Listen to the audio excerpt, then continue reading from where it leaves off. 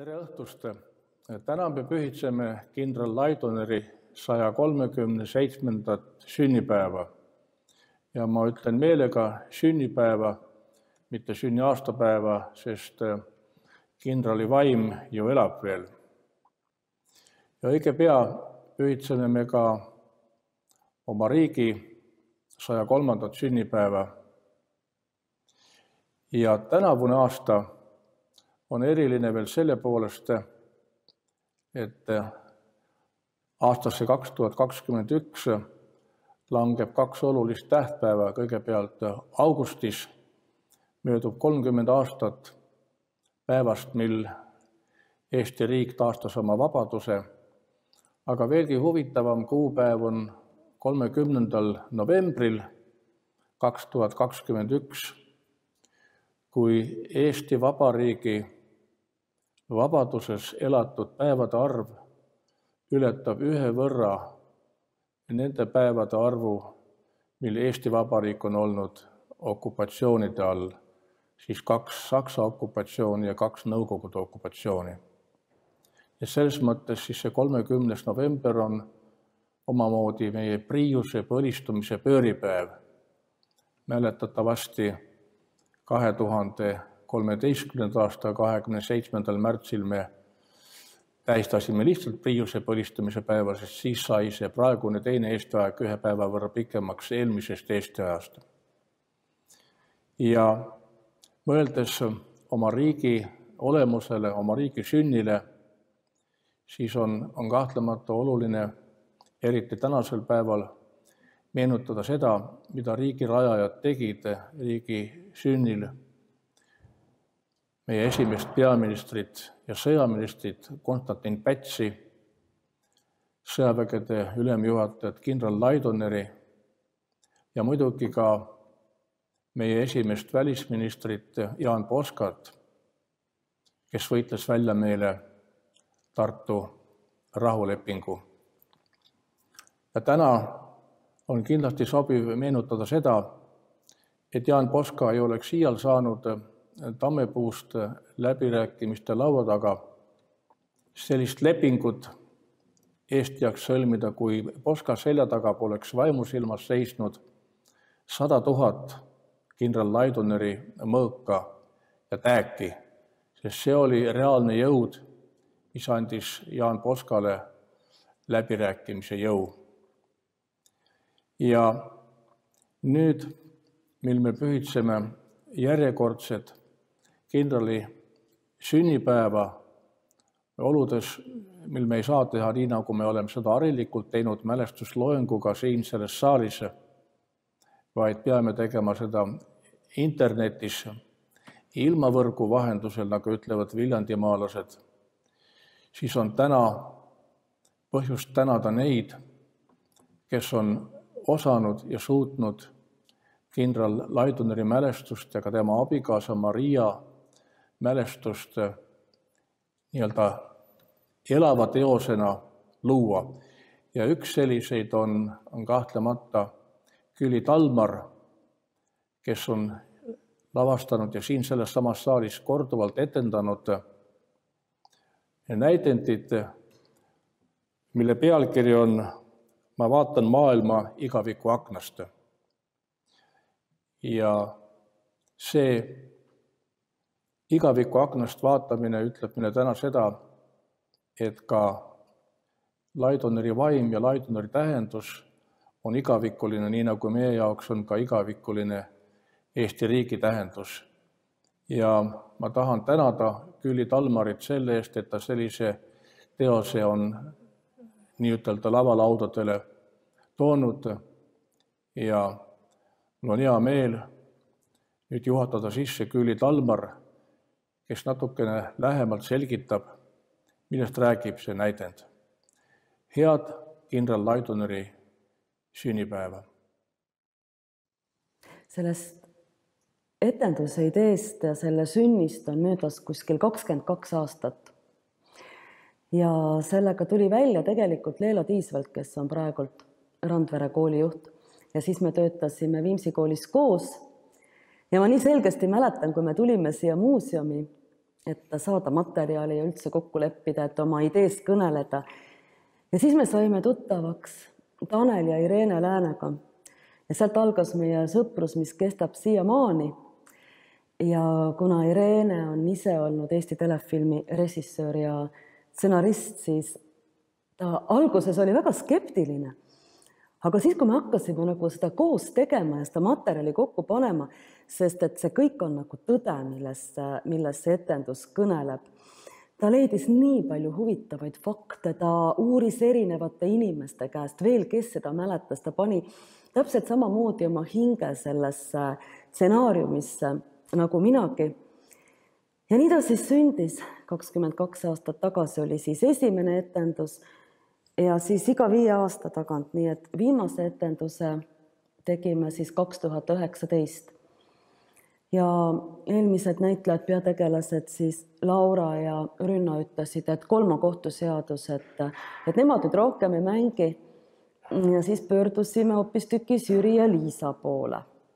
Aga me tegime seda sellepärast, et siis oli Viimsi valla 100. aastapäev ja ka Sõjamuuseumil oli 100. aastapäev. Ja kui Jüri ja Liisa, kes on omakorda Viimsi kooliteatri vilistlased, ütlesid nii vahvalt, et nad nüüd annavad nagu selle tagasi, mis nad kunagi on läbi meie teatri nagu enda ellu saanud, et see teater on enda ellu tulnud, siis see kõik oli nagu nii suurepärane. Aga teised tegijad on ju ka kogu aeg vahetunud, et isegi need samad lapsed, kes mängisid kunagi väikest Mihklit, siis nad kasvasid suureks 5 aasta pärast ja mängisid sama osa, ainult et siis juba nagu suurtena. Ja mis just nagu, kui nüüd noortest rääkida, siis võib ju arvata küll, et see etendus on väga tõsine ja kui teda vaadata, ta on ikkagi ka pigem ju kurb. Aga millise tundega noored seda mängisid, et kohe see oli täiesti liigutav ja publiku tagasiside oli iga aasta nagu niivõrd hea sellele etendusele. Nii palju saime häid sõnu ja loomulikult see noortele mõjus ka hästi ülevalt. Täna siis Johan Laidoneri sünnipäeval me saame kõik koos seda etendust uuesti vaadata. Etendus ise on Maria jutustus. Ta ei olegi, ta on perekonnalugu. Ta ei ole väga, ütleme, raske ega poliitiline selles mõttes, et me nüüd ei ole siin laste ja noortega siin teinud sellist etendust, millest me ise aru ei saaks.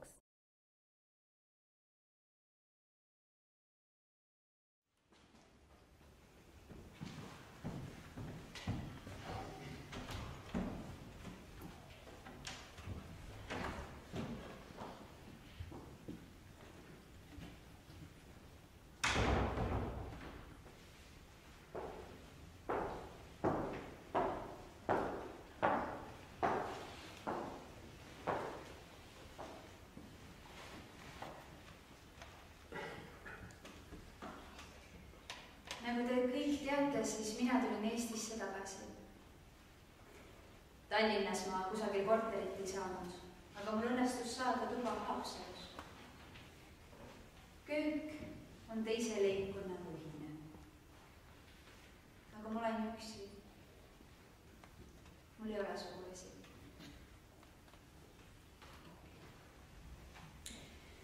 Täna oli minu akna all mingisugune suur kaklus. Kartsin, et mul lüüakse aknad sisse. Ja minu pojengid, mis olid alles õitsema puhkamas, rebitid ära võtki. Ma väga armastan lilli. Ja neid oli meie Viimsi kodus väga palju. Minu abikaasa ütles, et sul on nii palju lilli nagu näitlejal peale esietendust. Jälle on mul silme ees minu magusad kibedad mälestused. Ma tänan enda kalleid surnuid, kes nad mulle jätsid. Minu elu on mööda läinud nagu kinoline. Mõnikord tulevad mulle pähe sellised kummalised mõtted, nagu oleksid elus need inimesed, kes tegelikult on juba surnud. Ainult vanad pildid jäävad meenutama möödunud elu. Ja mälestused on ilusad, aga kurvad.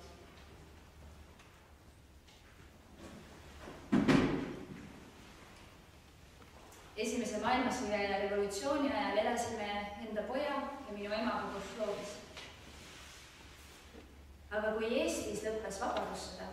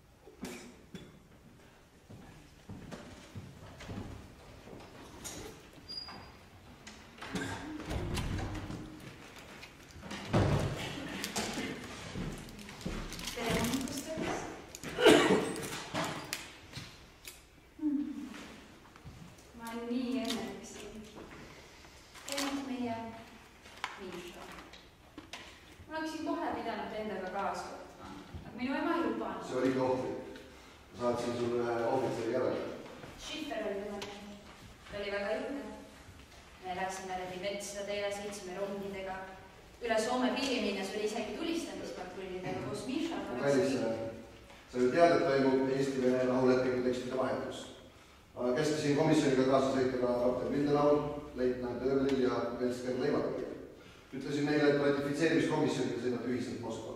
Kui seal asjad alaselgus korras, siis sõiti Košlovi ja tooge ära minu poeg ja naise ema.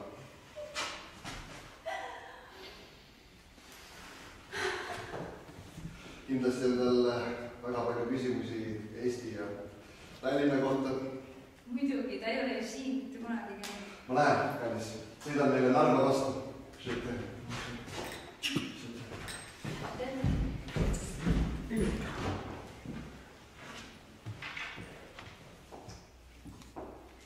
Kodus rääkisime me korda mööda ühel päeval inglise keeles, teisel päeval prantsuse keeles. Omavahel kirjutasime vene keeles. Ja mina olen puhast verd slaavlane ja minu mees on puhast verd eestlane. Aga mis see loeb? Ma armastan teda nii väga.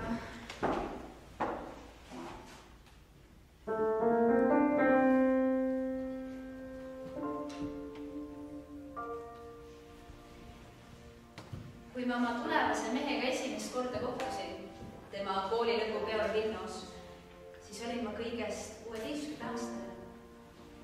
See oli lapsepõlve sõprus ja armastus.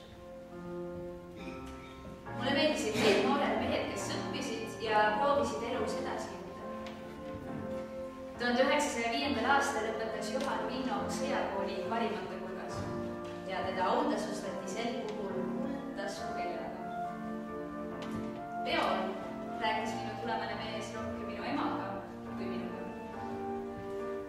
On meelde jäänud, et nemad rääkisid kirjanik Tolstoist ja samal ajal hoidsin mina pöidlaid vihus, et see ilus mees mind tantsule kutsuks.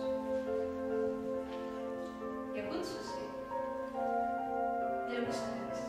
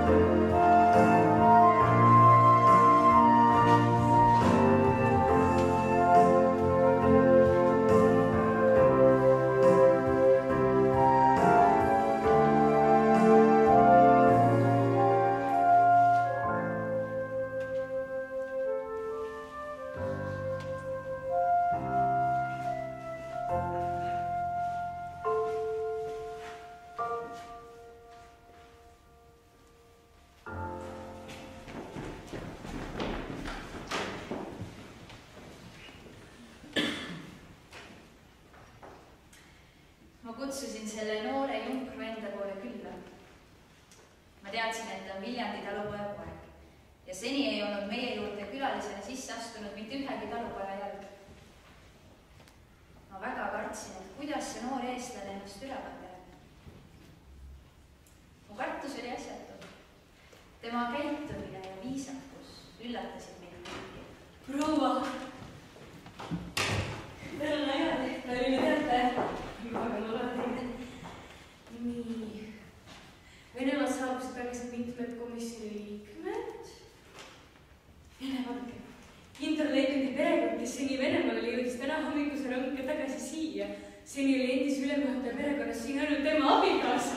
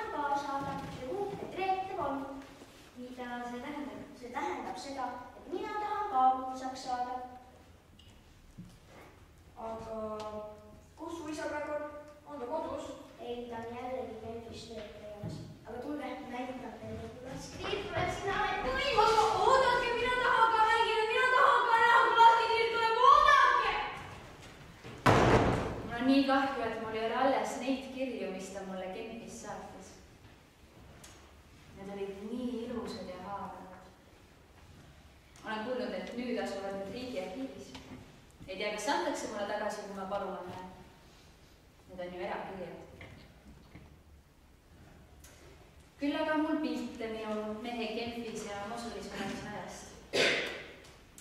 Johan esindas Eestit Rahvaste Liidus aastatel 1923–29.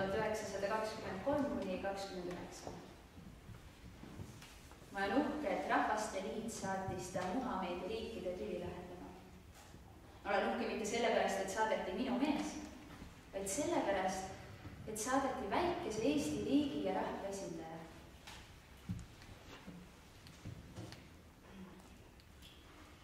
Mõned kirjad on mul eluaeg meeles. Kui sa oleksid siin koos minuga, siis oleks kõik teisiti.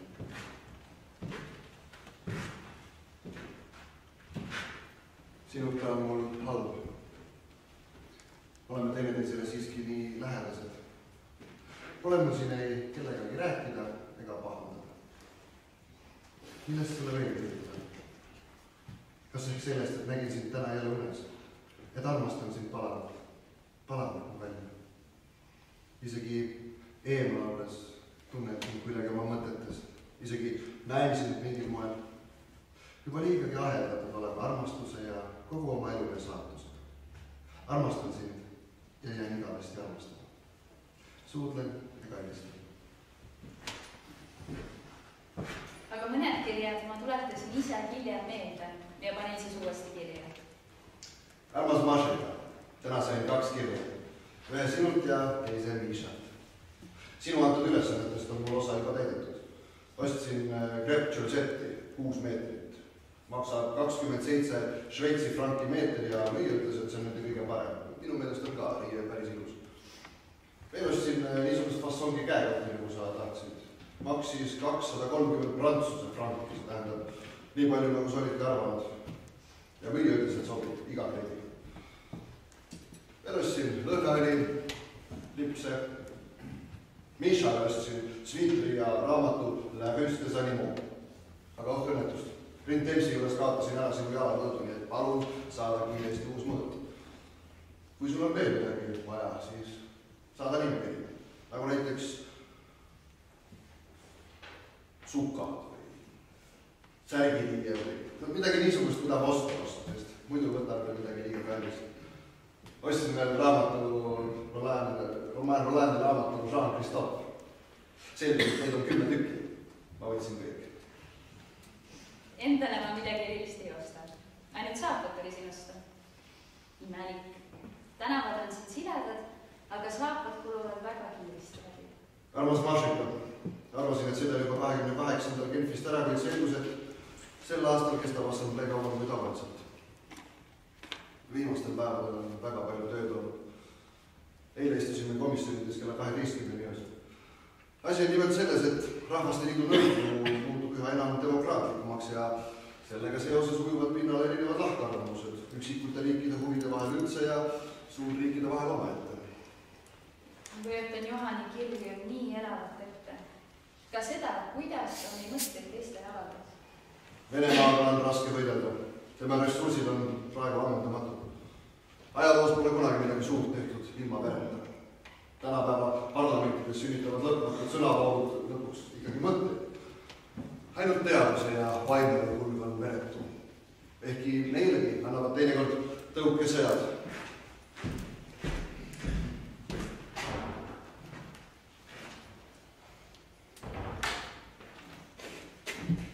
Tere päevast, proua Maria. Helen. Minul on teile ülesandnud prantsuse keele õpetlikult selgeks. Kas ma võin teile selle ette jutustada? Teie Helen, sa oled nii hoolased. Palun, võtta palun. Tahaks Mihkel ka nii palju õppida nagu sina. Näiteks inglise keelt. See teeks tema isale väga palju tõmbu. Mina tahan õppida nii inglise kui ka vene keelt. Osata kõik neid keeli just nagu teie. Muidugi, seda oskust läheb elus kindlasti üle. Katsume sellest venekeelsest raamatust tõemusega.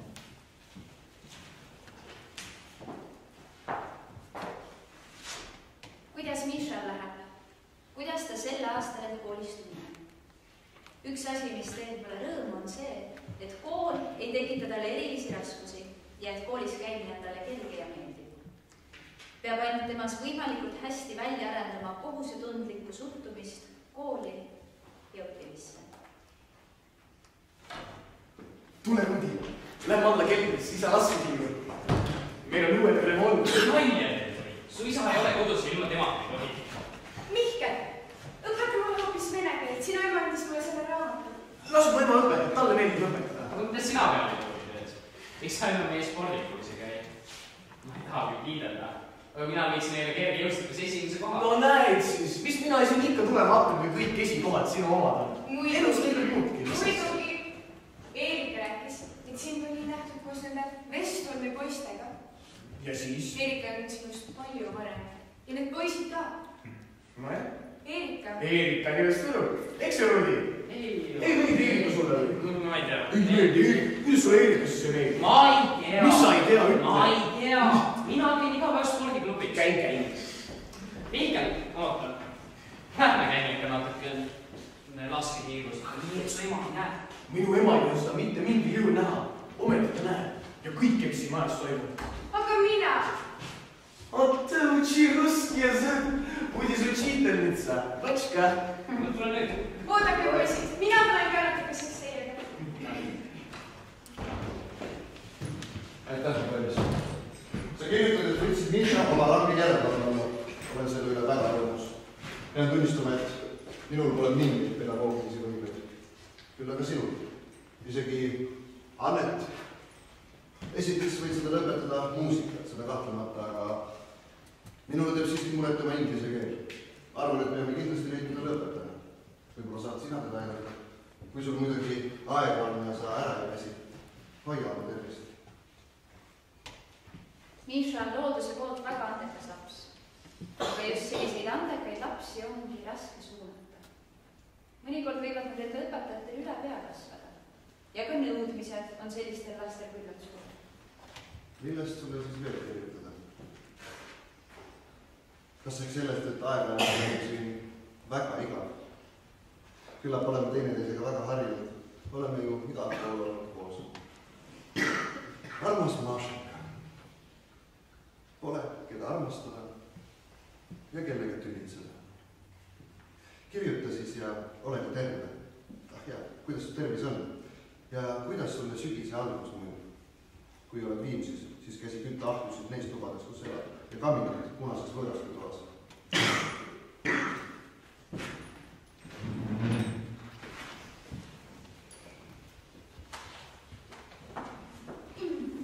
Miša!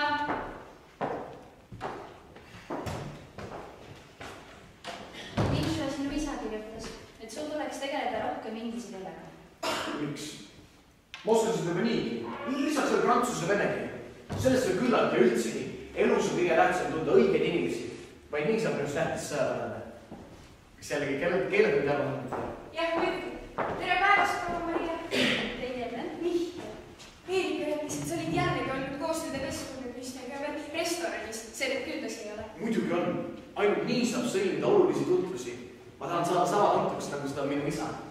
Ruudi ülikooli jäite. Ruudi. Poisid. Vaadake, mis mulle nesse saab.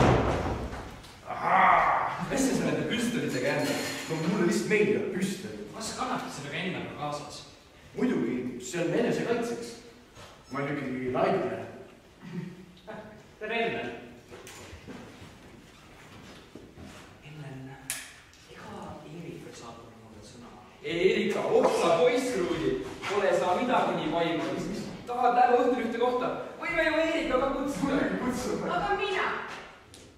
Aga sina, armas, on õppi.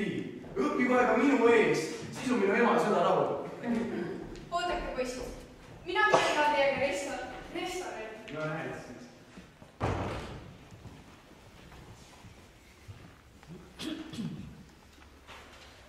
Üksinda on mul siin väga igav. Üldse ma arvan, et meil oleks kõige parem reisida kahekesi. Koos teistega ei ole eriti hea. Kui oleme koos, siis mõtled paljusid asju kuidagi harjumusest, aga kui olen sinust kaugel, siis mõistan veidi, kui lähedal sa mulle oled. Kui lähedal me teineteisel oleme. Mu palavalt armastatud, kallis naine. Mina tunnen end hästi ainult siis, kui oleme koos. Ja kõige paremini siis, kui oleme kahekesi. Seepärast meeldibki mulle reisida koos sinuga. Ma oleksin väga rõõmus. Kui meil õnnestuks olla ainult kahekesi kusagil Pariisis.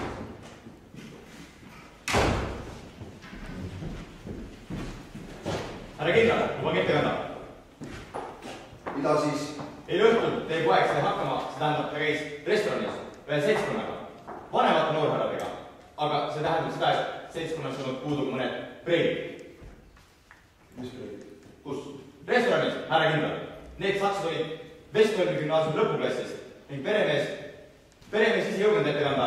Käskis mind. Kandke siis ette ja kohe. Kuidas kindral käsib?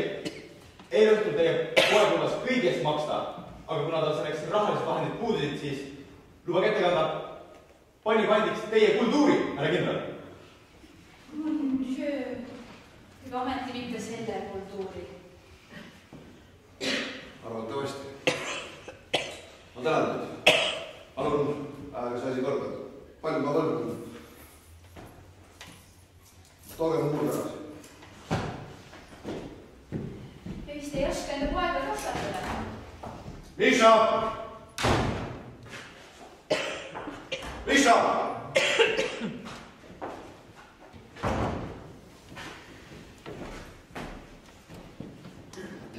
Ma tean eilse kohta kõike, mulle kandi ette.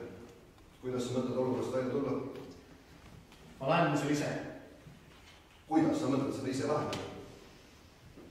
No ma vedasin ühe rikka vanema poisiga kihla, et ostab sinna uuri välja,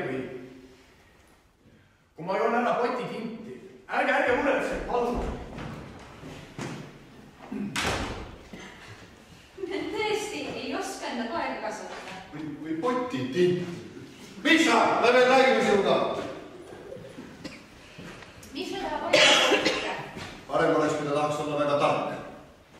Mina saadan tema ära Inglismaale keeleõpingutele. Sina arvad, et tema on nõus minema? Ta peab aru saama, et see on talle kõige parem. Lähen ja teatan seda talle kohe. Miša!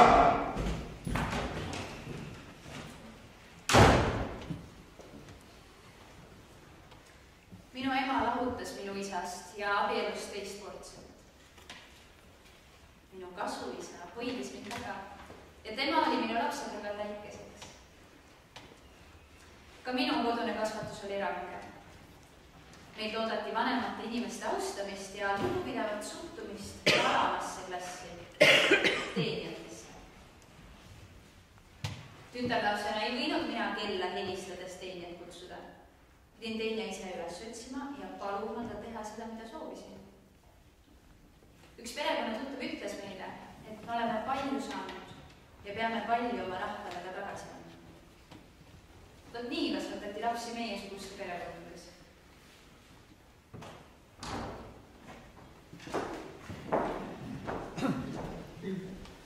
No näed siis, mis see ikka?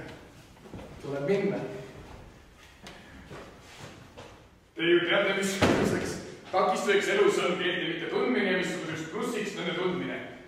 Seega lahkun mina keelte õpingutel Inglismaale. Welcome, Michael. Või Miša või Mihkel või Mišel. Ärge võtke seda, see on tühi. Ei ole, üks kuul on sees.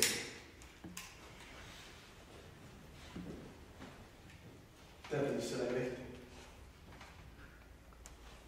See oli Vene ohvitseri aumäng. Kui ta kaardilauas kaotas, siis sellega panid saatusproovile. Ei tohtinud vaadata, kuhu pool jääb. Tahate mu proovi? Mihkel, lõpeta juba ükskord oma lollused. Küll mina tahaksin olla sinu asemel ja Inglismaale sõita. No küll sa jõuad ka. Sa oled tark tüdruk. Aitäh, Mihkel. Sina ja Rudi ja Jüri olete minu ainsad sõbrad. Ära nüüd sa siis vesista. Ega me siis igaveseks lahku. Sõpradeks jääme küll. Igaveseks. Jah, meie Erikaga kirjutame sulle tihti. Jah, Erika. Või liiad lood. Tule ära jama, ma kõik hakkame sellest kõvasti puudust tundma. Eks ta hull ole. Aga kui tuleb minna, kui see on minu saatus, siis peab minema. Äkki pääseb see tulevikus millestki hullemastki ei tea. Ma ei tea seda.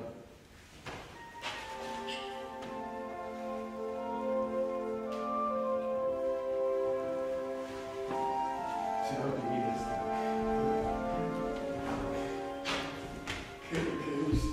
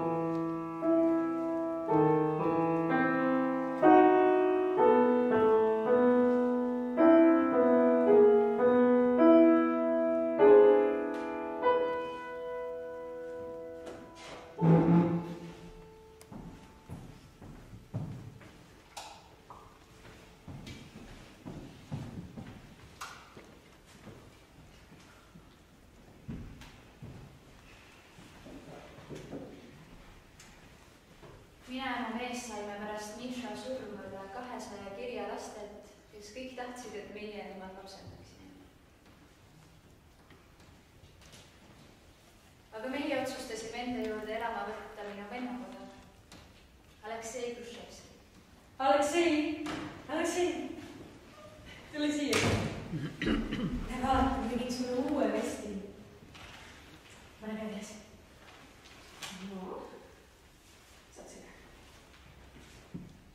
No, ikka lips ka välja. Nii, kõrvad ära. No, et sa paras. Näe, kindlalt tegin ka veel sulle juurde. Ja sa sooja. Aps.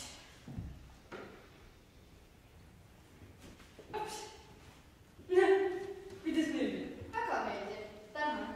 Ja see suur maja, see meeldib mulle ka väga. Raske harjuda, sest elasime isa ja emaga vaid ühes väikses toas. Aga kuidas nii? Sa oled ju meil härraste poeg. Minu vanema maja võeti isa käest ära. Kes see võttis? Seal elab nüüd üks väga tähtis mees. Tema nimi on NKVD, kõik kardavad teda. Aga mis temast karta on? Meie asjad jäid kõik sinna ja minu vanema tehtud taskurätikud ka. Läksin siis ta neid tagasi küsima, aga tema ütles mulle, et 2 tahte veel komorda. Mida ütles? Annan sulle vastu kohtimist ja näitas, kuidas nuusata. Aleksei, nii küll ei saa. Näe, mina tein ka taskurätikud. Võta enda. Sellepärast isa ja ema mind tädi juurde saatsidki. Sellepärast siin on ju palju teistsugusem ja siin võib minna taskurätikusse nuusata. Nuuska, aga neil on kõigil väga hea meel, et sina siin tuled.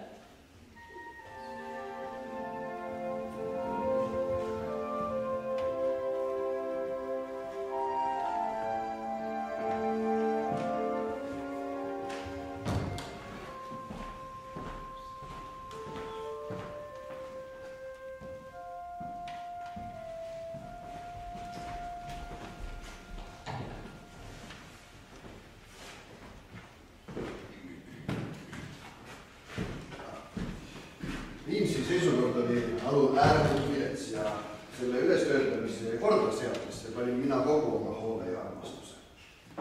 Linnast Viimsisse jõudes on tema esimesed külaskäigud alati põldudele. Tegelikult tahtis ta saada metsateaduriks või aednikuks. Aga ju siis tahtis saatus teisiti. 1909. aastal sõitis ta õppima Peterburi imperaatorliku Nikolai sõjaväeakadeemiasse. Õpingute kõrval käis ta tihti muuseumites ja kontserditel. Ja ühel sellisel me kohtusime jälle. Mina õppisin siis Peterburi konservatooriumis. Ja paari aasta pärast me abielusime. Olin siis 22 ja Johan 27 aastane. Aga ometi tahtis tema saada metsateaduriks. Ja tegelikult siin Viimsis läkski tema unistus juurde. Palju õnne sünnipäevaks on ühe. Aitäh, kui lapsed. Või kaunid linnad, armsad daamid. Astu edasi meie poole, armas tulevad õpetajanna enne. Ka teie, nagu Alekseivi, peaksite teadma, kuidas istutada parki. Kuidas parki arendada. Siin on niisugused värvid, vaher, sügisel, paju, kevadel vara, kuusel.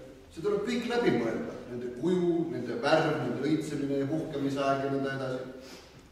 Viimsis on sel aastal hobused.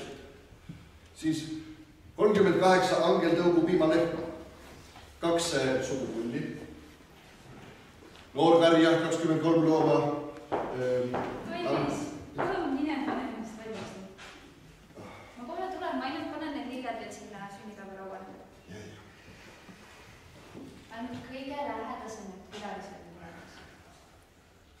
Küll, ma annan politsei kalkulile mõned korraldused.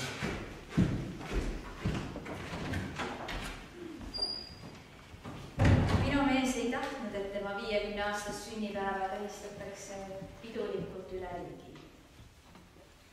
Juubelikontsert toimus Estonias. ja juubelikõne pidas Päts. Minu mees vastas lühidalt, et üks inimene ei ole üksi kunagi midagi, olgu ta mis tahes.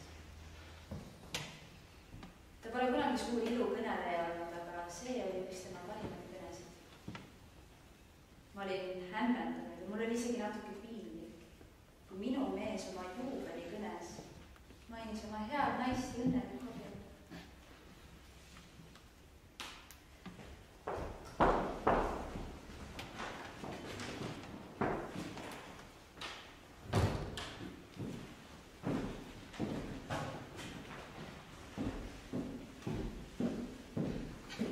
Proua Maria, eriline huvi on lilled. Neid on siin linnakodus tõesti palju. Eriti kuulsad on mustad tulbid kevadel ja suveliljad ja teised suvelilled kaunitel parterpennadel. Kindlasti õitseb siin kaunis roosa poeng. Lõhnavad jasmiini põõsad. Tumepunane ja roosa pargiroos on siin veel ka onu 100-aastasel juubelil. Jah. Ma peaksin seda parki maalima. Nii püsita sellisena, nagu praegu on ju veelgi kaua. Tee seda, Aleksei. See park on tõepoolest väga kaunis.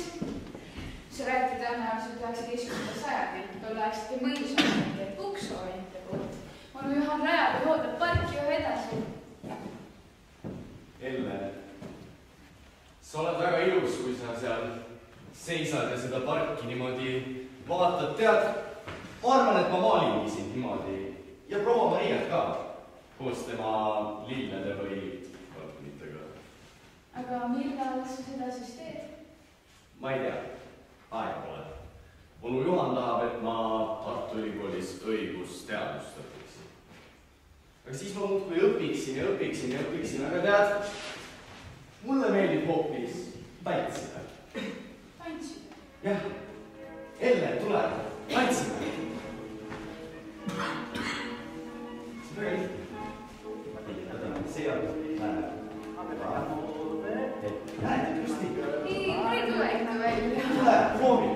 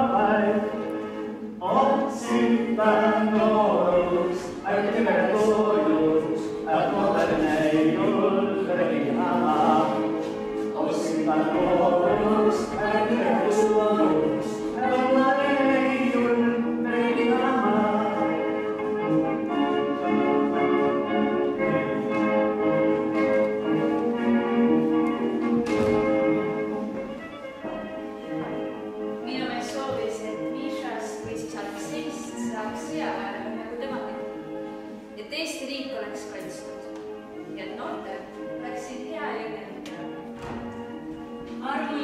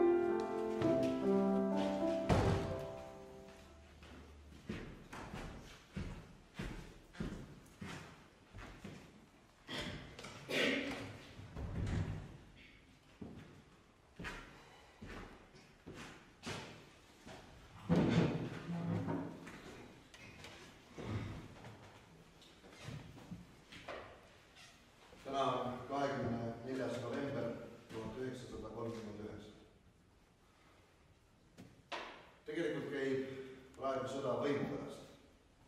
Iga riik tahab omale rohkem võimu, suuremat eluruumi oma rahvale ja mis peamine, levitada neid ideid, mis aitaksid tagada ja laiendada seda võimu. Kes on sõja algataja? Sõjas suurriikide vahel on seda küsimust olnud alati keeruline lahendada ja mul on hästi meeles, kuidas me arutasime erinevate komisjonide koosolekutel ja leidsime, et praegu ei ole meil seljaratust ja see on meie suurim nõrkus. Oli ka selge, et kui on veel mõni võimalus, siis sõtta minna ei tohi. Meie ajalooline kohus oli mitte viia oma rahvast hävimiseni, vaid katsuda teda raskustest üle viia nii hästi, kui me seda suudame. Aga praegu on katastroof loodusjõu paratamatusega. 27. septembril 1939 andis kindral välja operatiivkäsu number 1, mis kõlab nii. Vabariigi sõdurid, allohvitserid ja ohvitserid. Praegu peab Vabariigi valitsus Nõukogude Liiduga läbirääkimisi baaside ja vastastikus abistamise pakti asjus. Meie oleme nõus Nõukogude Liidu nõudmistele vastu tulema, niivõrd kuivõrd ei puuduta see Eesti Vabariigi iseseisvust ega sega meie siseasjadesse. Kui nüüd kokkulepet ei saavutata, siis teadke, et meie oleme teinud kõik, mis võimalik, et vältida relvastatud konflikti. Kui puhkeb sõda, siis me haarame relvad, et kaitsta Eesti iseseisvust ja eestlaste vabadust. Me võitleme siis samas vaimus, nagu tegime seda vabadussõja päevil. See sõda saab olema väga raske ja meil tuleb võidelda endast mitmekordselt ülekaalus olevate vaenlaste jõududega, kuid ega ka vabadust tabunud kerge. Ka seal võitlesime endast suurema vaenlasega ja võitsime. Selles sõjas saab vaenlane püüdma tekitada meie keskel lahkhelisid, kuid me hoiame kokku ja koondume oma juhtide ümber. Üksmeel teeb meid tugevaks. Kui katkeb side, on kõik kohustatud tegutsema iseseisvalt üldülesande kohaselt.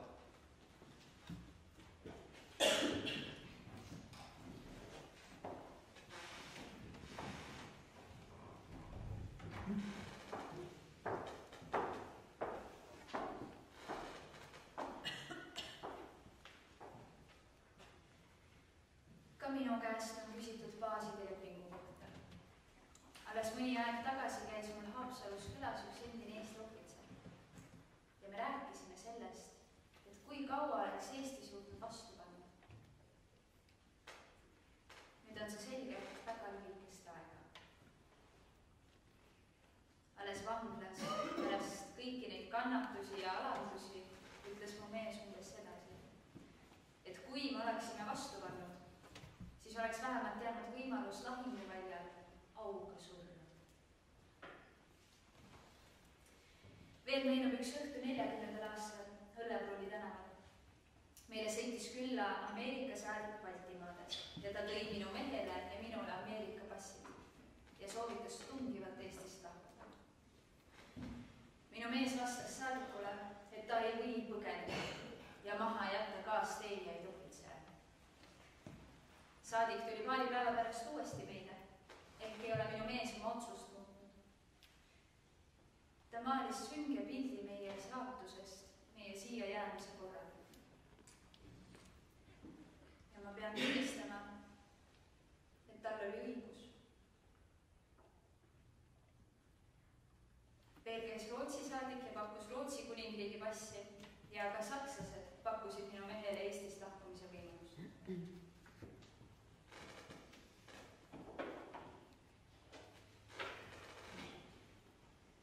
Olen vabastatud sõjaväeteenistuses.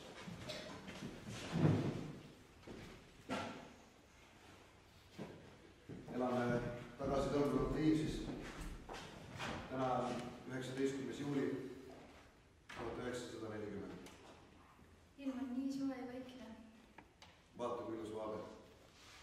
Nii kaugele, kui silmulatud paistavad hästi hooldatud põllu- ja heinamaad, karjakoplid ja eeskujulikud talupidamishooned. Minu sooviks on, et Viimsi talu läheks pärast meie surma Eesti riikide. Härra kindral, Viimsi on ümber piiratud ja tõstetakse taga. Ukse taga on siseminister Unt ja 2 sisekomissaridi kaastöölist. Üks oli Skuurin ja teine oli Ivanov.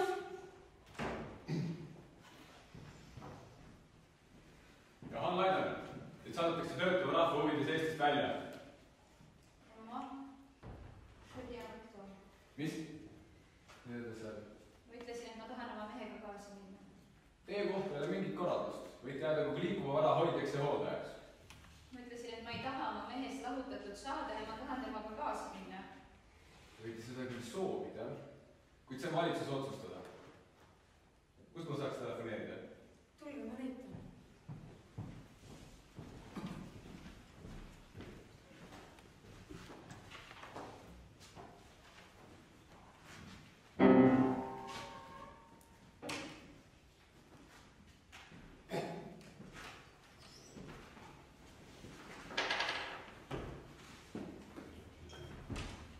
Teil on kaaslasega luba.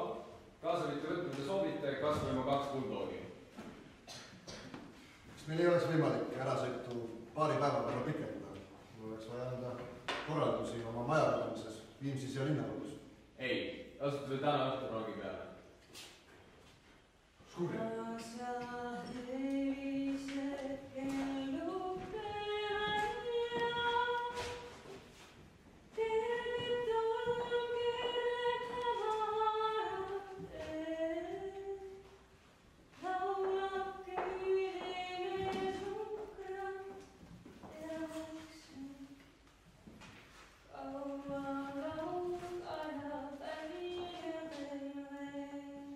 Olen esimene, kes välja saadetakse.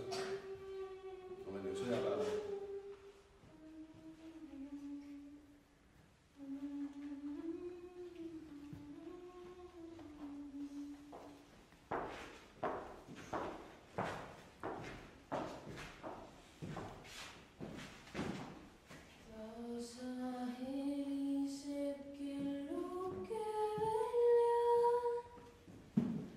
Kerge tolm keeleb hämar.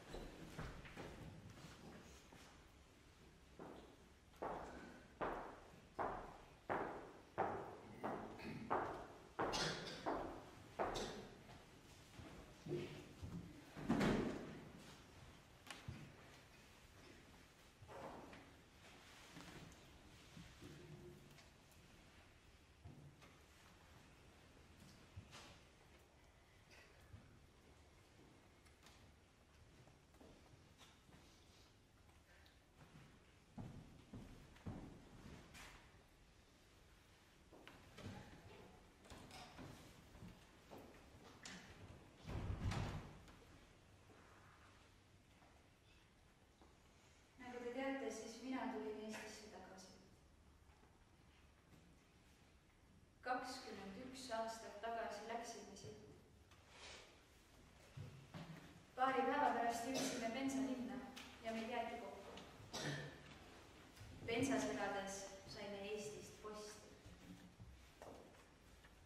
Ja kuskil vabaduspäeva paiku saime ajalehe vahelt sinimustvalge lindi. Seda nähes tulid minu mehele pisarad silma. Kord ta isegi kahetses, et ta enne Viimsist ära toomist ennast maha ei lasknud. Päästis saatus Miika sellest kannatusest tõesti. Küll ma tahaksin uskuda, et minu mees on veel elus.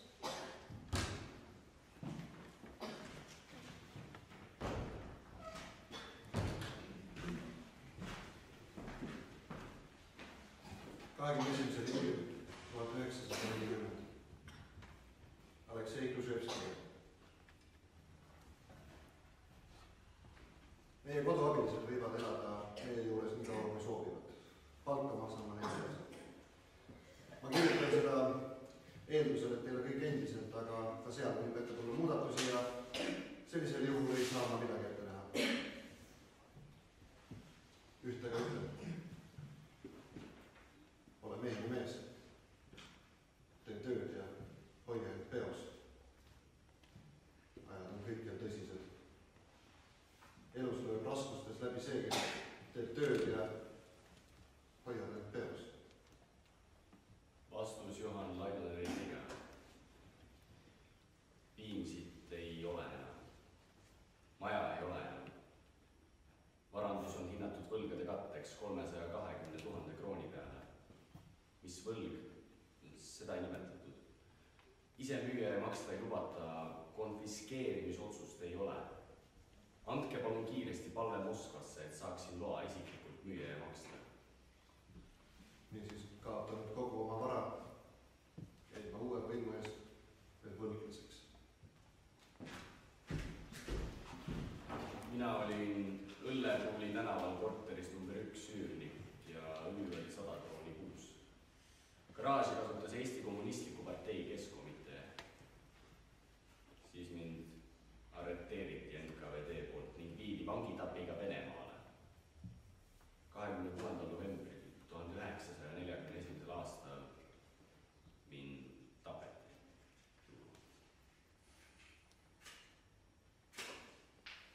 Tapsid vangivalvurid, sest ma olla nende jaoks liiga haritud. Liiga haritud. See oli käibel nagu surmanutluse otsus.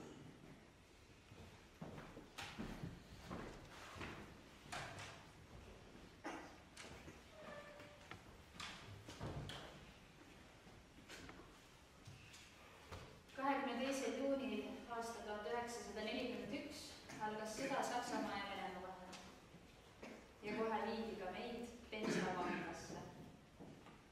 Sealt olime 1 aasta.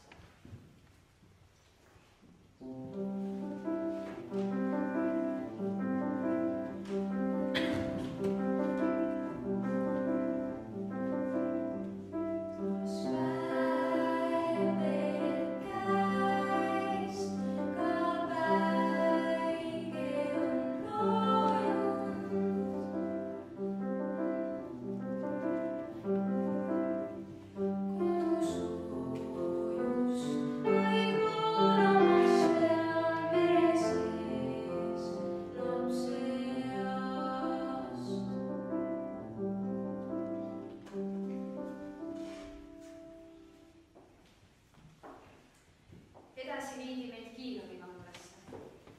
Seal meid lahutati ja pandi üksikkongidesse. Olime arvel numbrit all, ilma nimedeta. Kiilovi vanglasse toodi Baltimaade tähtsamad riigitegelased oma naistega. Üksikkongides oli veel president Päts ja tema poeg Viktor. Ükskord kukkus mu kongi läbi ukseaugu kokku keeratud kirjake. Kirja oli eesti keeles kirjutanud Läti välisminister Munters. Sain viimaks teada tema mehe kohta. kirjade edasitoimetamise eest tuli 3. päeval leib anda vangivalvurile. See oli kuskil 44. aasta sügisel, kui ma vangla ülema kabinetis sain viimaks kokku oma mehega. Teda oli raske ära tunda. Ma ei osanud mitte midagi öelda ega küsida. Õnneks juba paari kuu pärast toodi mees iga päev 1 tunniks minu kongi. Saime juttu rääkida ja lugeda. Meile toodi isegi haruldasi raamatuid linna raamatukogust. Lugesime parimaid teoseid Vene ajaloost. Meie valdel toodi meile kätte ka osa meie isiklikest raamatutest. 4 raamatut sain toimetada vangist välja. Raamatute ridade vahele pani Johan kirja oma mõtteid olemisest ja tulevikust. Pärast minu surma jõudsid 2 raamatut ka siia muuseumisse, aga 2 on veel kusagil peidus. Rääkisime kirjandusest, ajaloost, filosofeerisime palju. Meenub jutuajamine Vene intelligentsist. Mina järeldasin, et Vene intelligentsi kiht on nõhuka ja palju sellest hävines juba revolutsiooni ajal. 26. septembril 1944. aastal Kirovi vanglas pani Johan kirja oma nõnda nimetatud poliitilise testamendi Prantsuse-Vene sõnaraamatu 1. ja 2. leheküljele. See oli tema elu kokkuvõte. Miks mina ei põgenenud Eestist 1940. aasta suvel? Põgeneb see, kes kardab vastutust oma tegude ees. Mina olen iseseisva Eesti riigi tegelane. Riiklik iseseisvus on kultuuriliselt arenenud rahva suurim ideaal, ilusam palemus. Et Eesti saavutas riikliku iseseisvuse, jõudis selle suurima rahvusliku ideaalini, selles on veiki osa ka minu teeleid. Suur osa minu elutööst on pühendatud Eesti riigile ja selle oma töö eest ei karda mina vastutust ei ajaloo, ei inimeste ees, ei häbene oma tegude eest. Tegelik Eesti riigi iseseisvus kestis circa 21,5 aastat. Ajaloo seisukohalt on see muidugi lühikene aeg, aga ma olen kindel, et Eesti rahva ajaloos, Eesti rahva mälestustes jääb see periood kõige ilusamaks kogu tema elus. Ka see juhul, kui Eesti kunagi jälle tagasi võidab oma riikliku iseseisvuse.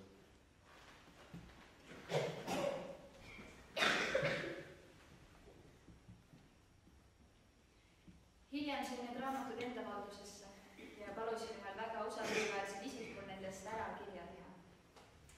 Tema nimetaski need Johan Laidoneri nõnda nimetatud poliitiliseks testamendiks.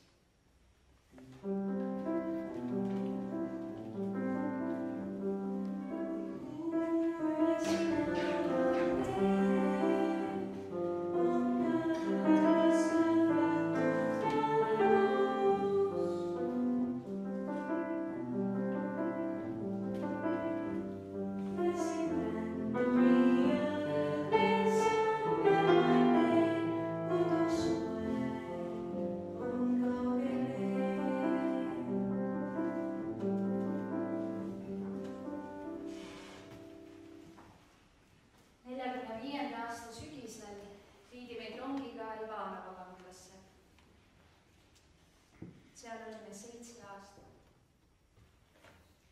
Meie kohtlemisel ei olnud vigagi. Toit oli pisut parem.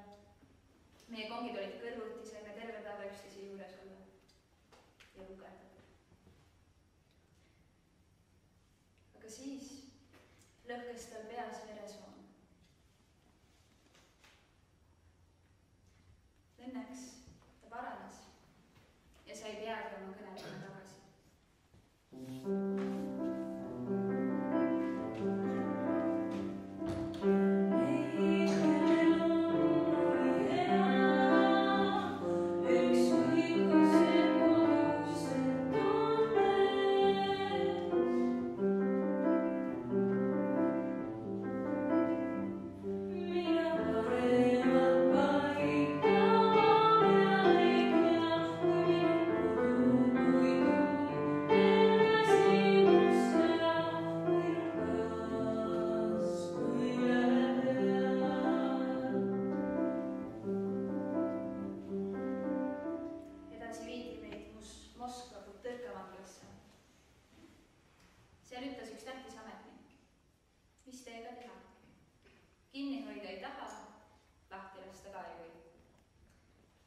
üle likvideerida. Kas see oli meie hirmutamine? Mind paigutati kitsasse kiviseintega külma ja pimedasse ruumi. Kongi, kus liikumisruumi ei olnud. Paar päeva hoiti mind selles kiviruumis, siis viidi üksikkongi. Ma ei mäletagi, mitmes üksikkongis ma olin. Kõik konfiskeeriti, riided, pesu, kingad, isegi kalossid. Nägin välja nagu kerjus, seljas meeste rahva määrdanud kuu. Ma olin nii näljane. Ühel ülekuulamisel ma küsisin, milles mina süüdi olen. Mulle öeldi, et seda pean ma ise teadma. Tõrga vanglas loeti mulle ette ka erinõukogu poolt tagasvälja tehtud otsus. 25 aastat vangistust koostöö eest rahvusvahelise kodamusega. Minu mees sai samuti 25 aastat. Nõukogude Liidu ärakiskumise eest.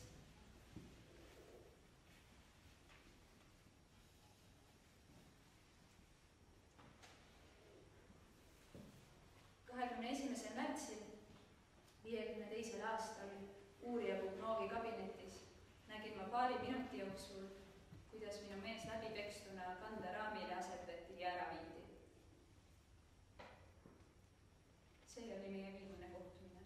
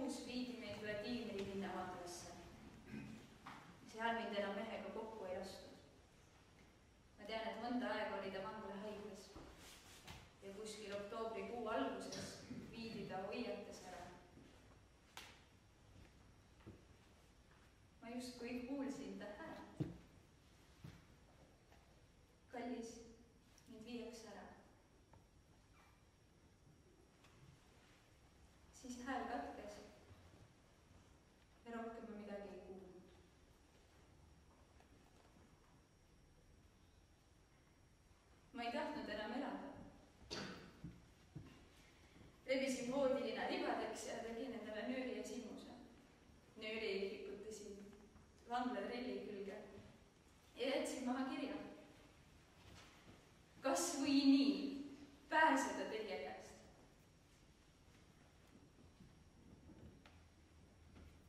Ärkasin minestunud vanglahaiglas. Mulle öeldi, et meie ei saa mitte kunagi vabaks. Et meile on määratud vanglas surra. Aga enne suri Stalin. Siis algas vanglas mäss. Ja uuesti alutanud vangid lammutasid lahti pillid ja hakkasid tapuma vastu väravaid. See oli signaalides. Vastu uksi tapumine algusime vanglas. Vangides hakati laulma. Iga rahvus vallis oma hümniga kuulda. Poola, Läti, Leedu hümne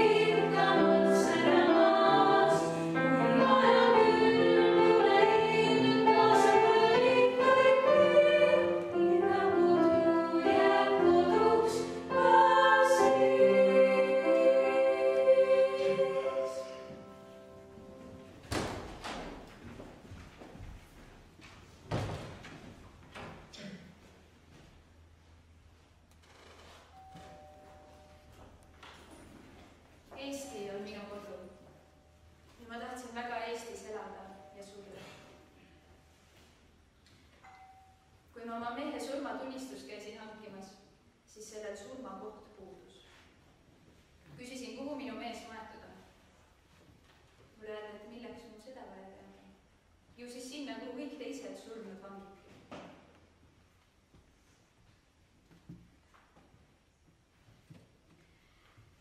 Mind 54. aastal enne tähteaegselt vabastati, öeldi mulle nõnda. Võite sõita, kuhu tahate, aga ilma õiguseta elada Baltimaades ja režiimialustes linnades. Vladimiri linnas mul tuttavaid ei olnud ja korterit me seal ei saanud. Vabu kohti ei olnud ka ilmalikide varjupaigas. Mul ei jäänud mitte midagi muud üle, kui minna tagasi vanglasse. Sinna mind enam vastu ei võetud.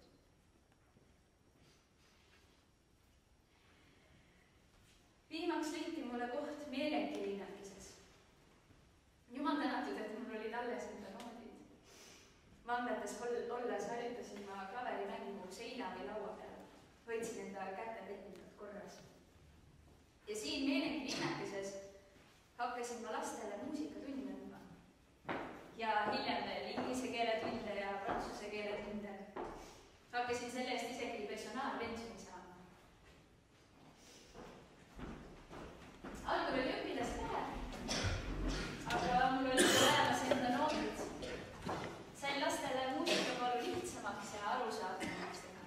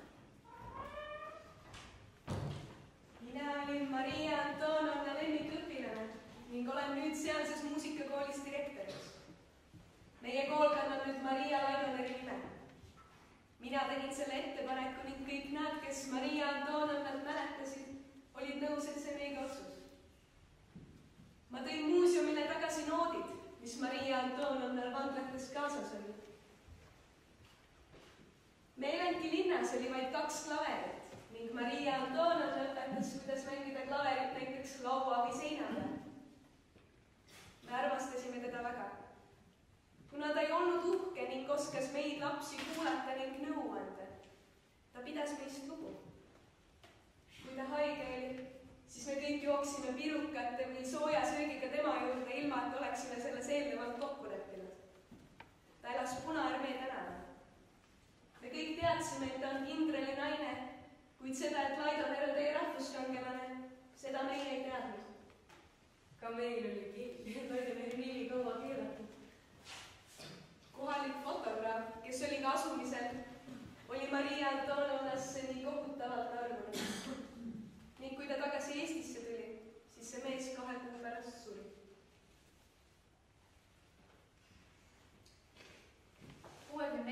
aastal tulin ma tagasi Eestisse. Kohalik julgeoleku ülem ütles, et ärge minge siit ära. Teid hakatakse jälitama teie nime pärast. Aga ma ei saanud jääda. Ma olen Eesti-aegne. Ja viimaks sain ma salaja käia ka enda poja haual. Kui proua korraks Eestisse käima sai, siis tuli ta minu juurde sest. Osad tema vanad asjad olid minu kätte jäänud. Proua armastas enda endise asju ja tahti mitte kellegi teise omi. Olgu need asjad 1000 korda ilusamad ja kallimad. Minu väikesed asjad on mulle nii kallid. Nendega seostub terve periood minu elus. Ja see seostub minu kallite inimestega. Minu armsa oma kodu mõistega. Kui ma prouale tema asjad tagasi jätsin, siis müüs ta nüüd ikkagi maha ja ostis saadud raha eest tema meelike lastele noote ja kingitusi. 2 jama vahelt enne meelendit, aga varastati mind paljaks. Meie õpetaja siis kohe nutis kogu südamust. Aga meie ütlesime talle, et teie, Maria Antonovna, olete meile kinkinud kõige kaunima siin maailmas, muusika.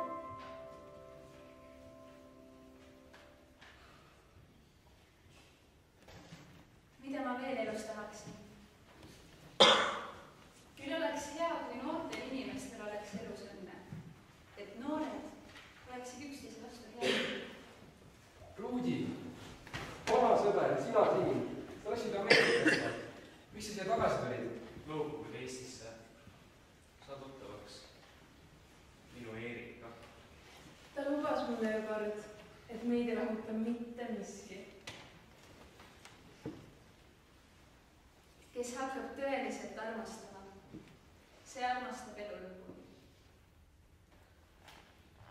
Minu mees oli minu õnn ja õnnetus.